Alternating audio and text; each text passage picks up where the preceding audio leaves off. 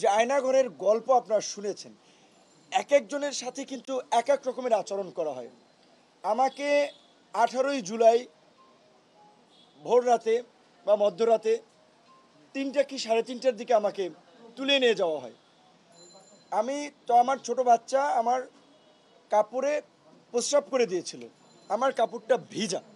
আমি বলেছিলাম যে ভাই আমি কাপড়টা চেঞ্জ করে যাই। চিলে যেমন শিকার করে ঠিক অমনিভাবে গেঞ্জি এখানে আমাকে একেবারে চ্যাংদোলা করে আমাকে টেনে হিসছে নিচে নামালো। আমার বাচ্চা প্রস্রাব করা কাপড়টা পর্যন্ত আমাকে চেঞ্জ করতে দিল, আমার পায়ের জুতাটা পর্যন্ত আমাকে নিতে দেয় নাই। কিন্তু গাড়িতে উঠেই এই জম টুপি বলে যেটা, কালো টুপি পরাইলো, হাই সাউন্ডে মিউজিক গাড়িতে, অর্থাৎ আশপাশের কোনো শব্দ টব্দ আমি শুনতে না পাই। তারপরে রাতেই নিয়ে গেল, নিয়েই চোখ মুখ বেঁধে জিজ্ঞাসাবাদ এবং সেই সাথে অমানবিক, মানে বলতে পারেন যে আপনার অমানবিক মারধর করে। এক পর্যায়ে আমার শরীরে কাঁপুনি চলে আসে, আমার মুখ দিয়ে লালা বের হয়ে যায়। তারপরে তারা ডাক্তার আনে। তাদের সিস্টেম কতটুকু মানে মানসিক নির্যাতন করার জন্য উন্নত সিস্টেম, এই নির্যাতনের পরে তার ডাক্তার আনে, ডাক্তার চোখ বাঁধা আমাকে ইঞ্জেকশন দাদা। আমি ইঞ্জেকশন দেয় কিসের ইঞ্জেকশন, এটা কি ভালো না মন্দ, না এর সাথে কোনো জীবাণু ঢুকিয়ে দিচ্ছে আমি তো জানি না। আমি চোখটা কাপড়টা একটু সরিয়ে ভদ্রলোককে দেখার চেষ্টা করেছিলাম, সে খাপ করে আমার হাত ধরে ফেলছে। পরে ওনারে কথা বলতে বলতে জিজ্ঞেস করলাম, উনি বলে আমাকে মাঝে মাঝেই এরকম আনে। তারপরে রাতে ঘুমেই পড়ি, সকালবেলা খাবার দেয় অন্ধকার ঘরেই। একটা ছোট্ট মহসিন হল ঢাকা বিশ্ববিদ্যালয়ে যারা গেছেন, নিচে যে সিঙ্গেল রুমগুলো থাকে ওই রকমের একটা রুমের মধ্যে বাথরুম, লাইট নেই, খাবার দিছে মোমবাতি জ্বালাইয়া, দিনের খাবার না রাতের খাবার আমি জানি না। তারপর আবার জিজ্ঞাসাবাদের জন্য সকালবেলা খাওয়ার পরে নিয়ে গেল, সেখানেও মারধর করা হলো। কারণ হচ্ছে আমি নাহিদ এবং সার্জিসের সাথে ফোনে আলোচনার পরে ওদেরকে বলেছিলাম যে এই 8 দফা দেওয়া যায়, তখন বলছিল যে ভাই আপনি একটু লিখে পাঠান। আমি মেসেজ করে পাঠাইছি। এইটা আমার একটা বড় অপরাধ ছিল যে আমি কেন 8 দফার মধ্যে ওবায়দুল কাদেরের পদত্যাগ, স্বরাষ্ট্রমন্ত্রীর পদত্যাগ, প্রধানমন্ত্রীকে ক্ষমা চাইতে হবে সেটা বললাম। এবং নাহিদ সার্জিসদের সাথে আসিফ সহ আসলে ছাত্র নেতৃবৃন্দের সাথে বৃহস্পতিবার দিনই আমাদের ভাই একটু দয়া করে থামেন, এটা কি ঢুকানো জরুরি ভাই? এটা কি ঢুকানো জরুরি? চুপ থাকেন একটু, আমাদেরকে পিছনে ঢুকবেন না, পিছন থেকে ওইগুলো বাইরে রাখেন।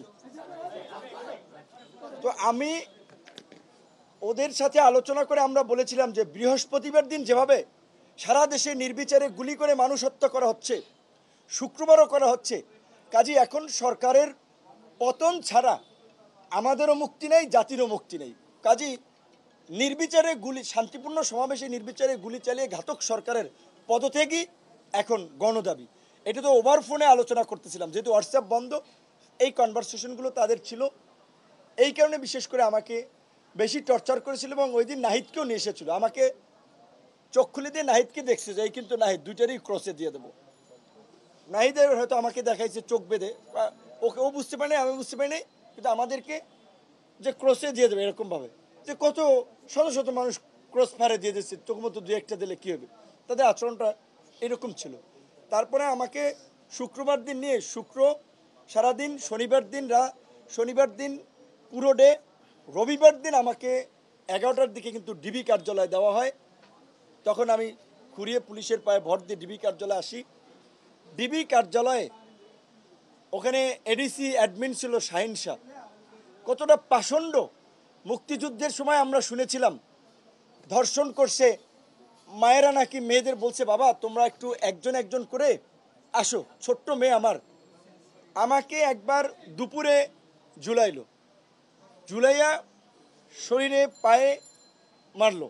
কেন মারছে জানেন? তাদের কিন্তু বেশিরভাগ ক্ষোভ হচ্ছে যে শালা তুই প্রধানমন্ত্রীকে নিয়ে কেন গালিগালাজ করিস, তুই আওয়ামী লীগের আমলে বিপি হইছস, তুই সরকার উৎখাতের আন্দোলনে কেন তারেক রহমানের টাকায় তারেক রহমানের হয়ে তুই আন্দোলন করস, এই ল্যাঙ্গুয়েজ মানে প্রফেশনাল কোনো খুব জিজ্ঞাসাবাদ না, জিজ্ঞাসাবাদ যা করেছে করেছে।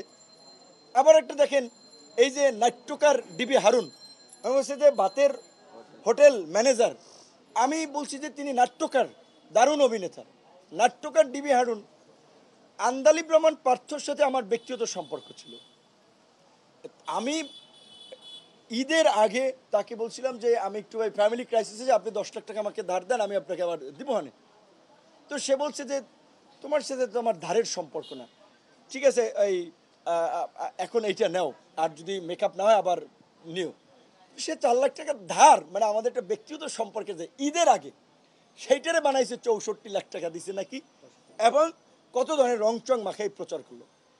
এবং এই যে ধরেন সেই সময় টিভি, 71 টিভি বা এরকম ধরেন আরও অনেকে রংচং মাখিয়ে প্রচার করেছে।